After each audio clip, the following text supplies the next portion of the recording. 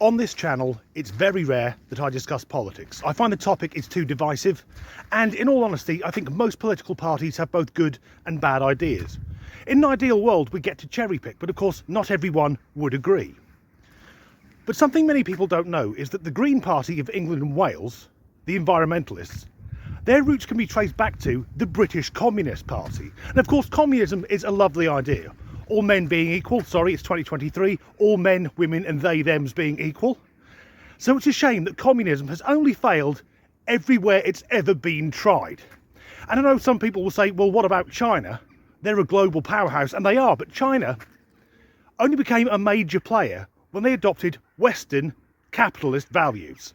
So, Melissa Poulton, the Green Party candidate for Bromsgrove, has found herself in the news after a Conservative called Rachel McLean tweeted that she is a man in a wig, adding that the Green Party don't know what a woman is, because of course Melissa, formerly Michael, is trans. And I have to say that, oh sod it, he is the least convincing female impersonator I have ever seen. If I had to mark him out of 10 on how much he passes for a woman, I'd have to start with a negative value. Honestly, he's as convincing on passing himself off as a female as a hippopotamus putting on sunglasses trying to get into a giraffes only disco. Without a shadow of a doubt, it is a transphobic comment. It's dog whistling at the finest, you know. It's gaslighting, it's everything. By attacking a minority group, it's just, yeah, you know, it's a shame. All the usual buzzwords are in there. Transphobia, minority group, I'm the victim. How do we live in an age where a woman saying that a man in a wig is a man in a wig is some type of fucking hate speech? And Melissa may think he looks like a delicate feminine flower. I think he looks like a character from a well-known British sitcom. Tubbs from the League of Gentlemen. Let's look at the two together.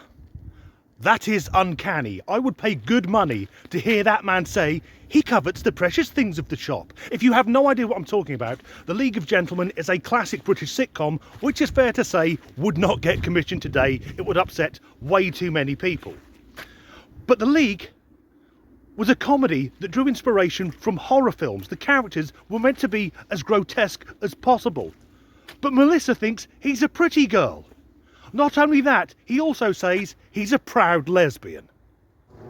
In the clip, he mentioned gaslighting. What a hypocritical bastard! Because that's a heterosexual man in a dress saying he's not a heterosexual man in a dress, he's actually a homosexual woman, as opposed to a cross-dressing fetishist. It's no wonder so many actual lesbians are openly hostile to the trans cult. And I've said this before and I'll say it again. We're constantly told that trans women are women. If that's the case, why don't they leave the actual sapphic females alone and fuck each other with their girl dicks? Girl dick. That alone sums up how ridiculous this is. However, maybe I'm being too harsh. Is Melissa what we used to call a transsexual? Someone who feels they're born in the wrong body. A really horrible psychological condition, often requiring years of therapy and sometimes surgery?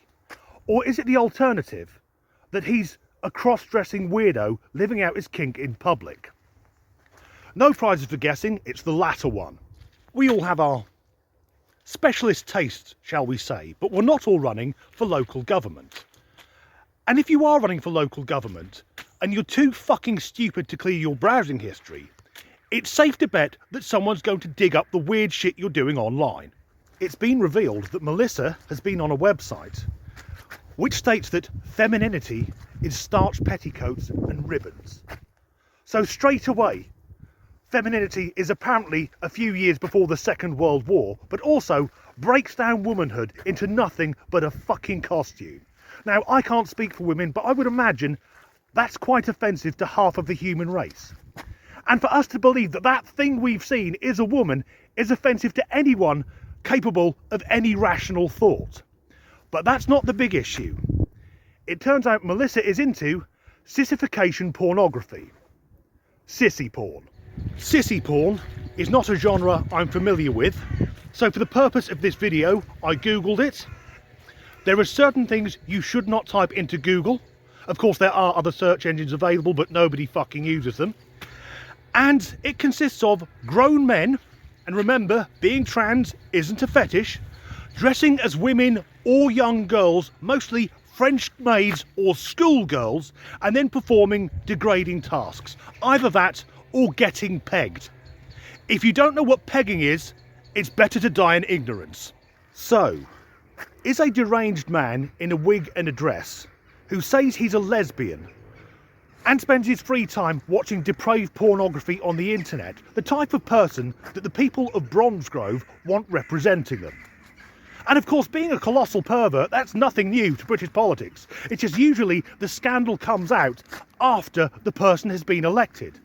And back when he was Michael, he unsuccessfully stood for the Conservatives.